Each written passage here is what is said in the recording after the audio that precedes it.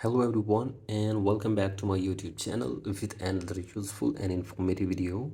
So guys, in this video I'm going to show you how to change clock icon on iPhone's home screen. So guys, if you want to change clock icon on your iPhone's home screen, here I will show you how can you do this. So guys, this is very basic and simple. You can easily do this.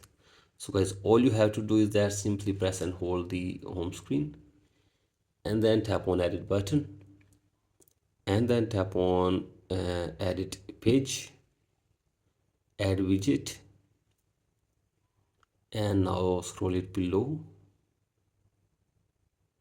and here you will see clock app. You have to simply tap on this, and from here you can select the clock or style of the clock from here.